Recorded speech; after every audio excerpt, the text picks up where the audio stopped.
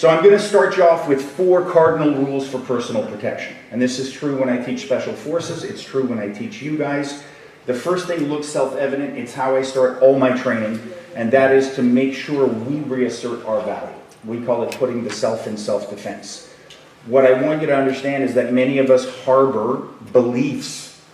Yeah, but, I would but, and we substantiate all the reasons why maybe we're not as important as some other people. And I've seen it, right? Willpower and mindset is important.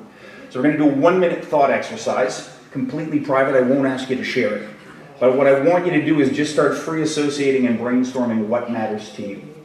Any persons that come to mind in any order: family, relatives, loved ones, children, spouses, maybe students, maybe colleagues, maybe your pet. If you think of your cat before your father, it doesn't matter. It's not a hierarchy, and if it is, it's okay too. Yeah. Think of places you like. If you could be anywhere right now, I'd love to think it was here, but if it wasn't here, you could be anywhere. Where would it be? Would it be on the beach in Playa? Where would it be? Right? Think of places you've been that you like. Think of your favorite foods. Think of what you love to do. What's your hobby? If you won the lottery, what would you be doing? Your favorite music, your favorite movies. All of those things, as they bunch up and go together, guys, that's what makes you unique. All of that is what's going to get you out and make you fight through something that shouldn't be survivable.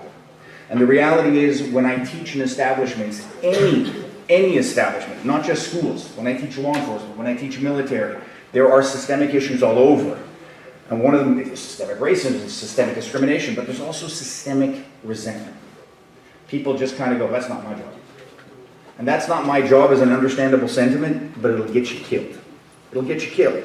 So if we were in a deploy of 6 people in the mountains of Kashmir, I would say to you, if you don't want to be there, don't be there. It's going to get me killed. When people start thinking about their own frailty and mortality, that's usually when they're dangerous to be around. And as teachers, if we go into a classroom where we're burnt out and we're letting the burnout reside, that's a huge tactical danger. So the first thing I would say, and we could talk about meditation and value inventory and all the rest, is we got to make sure we know that we're there and we're worth protecting. Number 2 is we have to acknowledge the threat.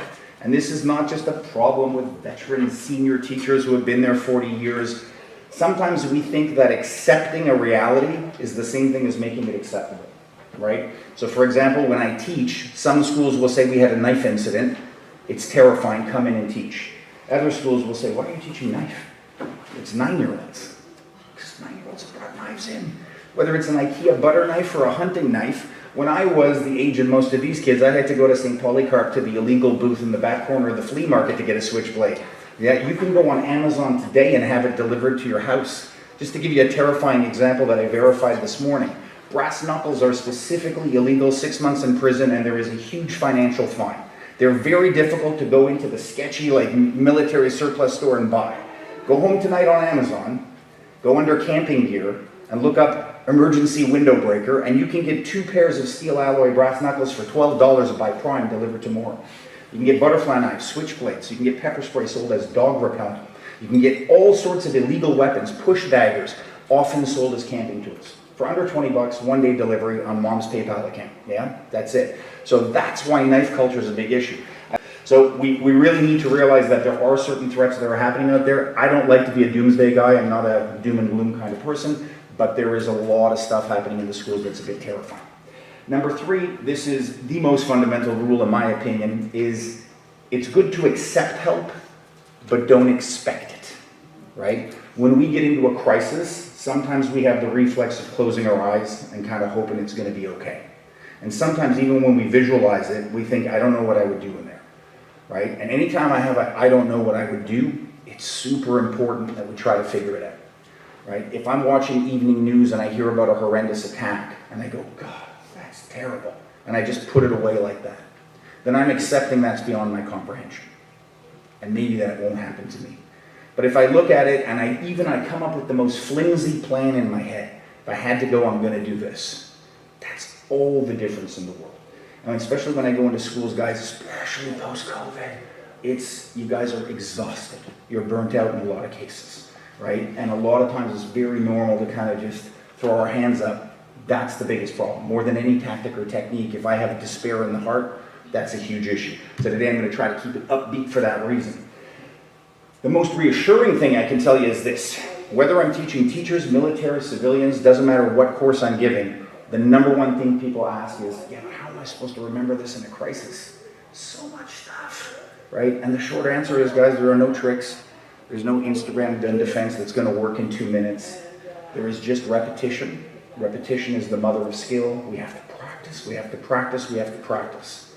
But the good news is that 95% of all aggressive encounters are pre-combative and post-combative. It's like a giant iceberg under the water. It's how we stand, how we breathe, how we use our eyes, how we gesture, the language we choose. That's what's going to make 95% of the difference. And as educators particularly, you all have the opportunity to work on this every day of your life, thousands of times a day. If you have good classroom management, you will have good tactical skills. So I will not teach you anything this morning that is inconsistent with good teaching. Might be a bit different from how you do it, but if you can tweak one way that you give commands in the class that's also going to serve you in a knife to the throat encounter, why not tweak it? Right? Because I want to give you the opportunity and the capacity to work your skills all the time. And I want to give you that, just that awareness to think about it. I could be teaching 5-year-olds. If I handle it badly and have poor command presence, it translates to my assertiveness in a real fight. It just does, right? So